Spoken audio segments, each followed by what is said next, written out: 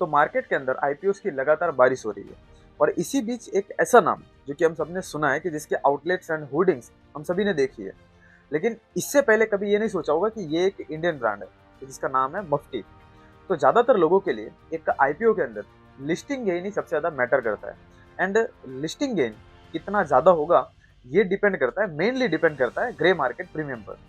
तो इस केस में इस कंपनी का जो ग्रे मार्केट प्रीमियम है वो 50% के अराउंड है, जो कि काफ़ी कन्विंसिंग है इस आईपीओ में पैसा लगाने के लिए। अब अगर कंपनी की थोड़ा प्रोफाइल, उनके बिजनेस मॉडल एंड प्रोस्पेक्ट्स की तरफ अगर आगे बढ़ें, तो क्रेडो ब्रांड्स मार्केटिंग लिमिटेड जो कि मफ्टी की पेरेंट कंपनी है और इसी नाम से एक्सचेंज के ऊपर ये कंपनी लिस्ट हो सकती है। तो ये जो मफ्टी है ये फैशन रिटेल स्पेस में ऑपरेट करती है, जो कि एक्सक्लूसिवली मेंस वेयर ब्रांड है। तो मिस्टर कमल खुशलानी ने 1998 में इस कंपनी की स्थापना करी थी और इनिशियली इस कंपनी को काफ़ी ज़्यादा स्ट्रगल करना पड़ा था, क्योंकि एज अ कंपनी के अंदर परफॉर्म करने वाला एक ही पोटेंशियल बंदा था, वो ये था कमल खुशलानी।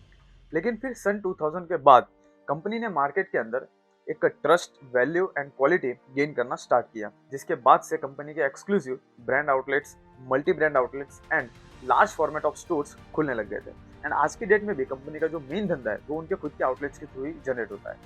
मिस्टर कमल खुशलानी का तो यहाँ तक क्लेम किया हुआ है कि मेंस क्लोथिंग में ये जो स्ट्रेचेबल जींस होती है वो मफ्टी के थ्रू ही मार्केट के अंदर इंट्रोड्यूस हुआ है। अब कंपनी का नाम जितना ज़्यादा विदेशी है, उनका काम उतना ही देसी है, क्योंकि उनकी रॉ मटेरियल्स के रिगार्डिंग जितनी भी रिक्वायरमेंट्स है वो कम्प्लीटली लोकल प्लेयर्स जैसे कि Arvind mills, KG denim, NSL and Mafatlal जैसे प्लेयर्स के थ्रू ही फुलफिल हो जाती है।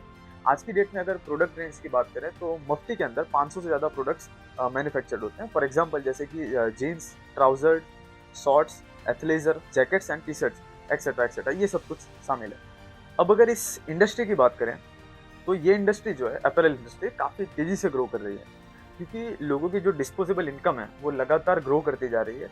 एंड इसके साथ साथ तरह तरह की क्रेडिट फैसिलिटीज़ अवेलेबल है कुछ भी बाय करने के लिए। एंड इसके साथ साथ लोगों का जो बाइंग पर्सपेक्टिव है वो एक लोकल शॉप से ऑर्गेनाइज्ड शोरूम की तरफ काफ़ी तेज़ी से शिफ्ट हो रहा है। काफ़ी तेज़ी से लोग लोअर मिडिल क्लास से middle class and upper middle class की तरफ शिफ्ट हो रहे हैं। अर्बनाइजेशन भी लगातार ग्रो करता जा रहा है। तो ये सब एक पॉजिटिव एस्पेक्ट है इस ओवरऑल इंडस्ट्री में। और इस इंडस्ट्री के अंदर ये मफ्टी भी काफ़ी तेज़ी से ग्रो कर रहा है, लेकिन इनके लिए एक चैलेंज ये भी हो सकता है कि जो इंडिया के बड़े बड़े कॉन्ग्लोमरेट हैं, फॉर एग्जांपल जैसे कि रिलायंस हो गए, टाटा हो गए, बिरला हो गए, तो ये सब रिटेल सेक्टर के अंदर काफ़ी तेज़ी से पेनिट्रेट कर रहे हैं। एंड ये सारी कंपनीज, ये बड़ी बड़ी कॉन्ग्लोमरेट एक बहुत बड़े कैपेक्स एंड बहुत ही एडवांस टेक्नोलॉजी के साथ इस पूरे मार्केट को बहुत ही टफ कंपटीशन देने की क्षमता रखते हैं। अब अगर हम एक्चुअली आईपीओ डिटेल्स की बात करें तो आईपीओ की ओपनिंग डेट 19 दिसंबर 2023 है और क्लोजिंग डेट 21 दिसंबर 2023 है, मतलब आज से ये आईपीओ स्टार्ट हुआ है। प्राइस बैंड की बात करें तो 266 से 280 तक है। टोटल इश्यू साइज जो है वो 549.78 करोड़ है, जो कि कम्प्लीटली ऑफर फॉर सेल है। मतलब ये जो आईपीओ का पैसा है वो कंपनी के पास नहीं जाएगा, जो प्रमोटर्स हैं, जो स्टेक होल्डर्स हैं, उनके पास ही डायरेक्ट जाएगा। लिस्टिंग डेट जो है वो 27 दिसंबर 2023 है। कंपनी का जो मार्केट कैप है वो फिलहाल 1800 करोड़ के आसपास है। एंड एज यूजुअल जो कॉमनली होता है रिटेल इंडिविजुअल्स के लिए जो अलॉटमेंट है वो 35% रखा गया है।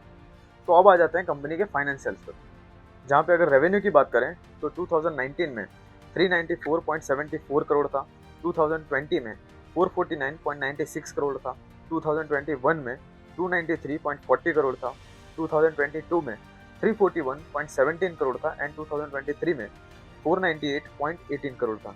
अगर नेट प्रॉफिट की बात करें तो 2019 में 17.16 करोड़ था, 2020 में 15.47 करोड़ था, 2021 में 9.26 करोड़, 2022 में 33.75 करोड़ था एंड 2023 में 77.45 करोड़ था। अगर बोरिंग्स की बात करें तो 2019 में 0.48 करोड़ था, 2020 में 15.06 करोड़ था, 2021 में 13.40 करोड़ था, 2022 में 10.08 करोड़ था एंड 2023 में 6.76 करोड़ था। अगर एसेट्स की बात करें तो 2019 में 266 करोड़ था, 2020 में 288.59 करोड़ था, 2021 में 282.41 करोड़ था, 2022 में 460.24 करोड़ था एंड 2023 में 554.23 करोड़ के आसपास था। यहाँ पे नेट प्रॉफिट में लगभग डबल से भी ज़्यादा का उछाल आया हुआ है। कंपनी की अगर आरओसी की बात करें तो 28.16% है एंड आरओई मतलब रिटर्न ऑन इक्विटी जो कि ऑलमोस्ट 30% के आसपास है।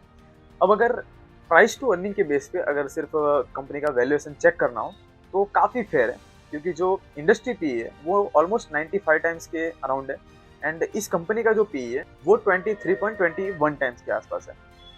लिस्टिंग गेन के लिए जो कंपनी का जीएमपी है वो काफ़ी कन्विंसिंग है, आप पैसा लगा सकते हैं। लेकिन लॉन्ग पोजीशन के लिए अभी भी इन डेप्थ एनालिसिस करना कंपनी में बहुत ज़्यादा जरूरी है।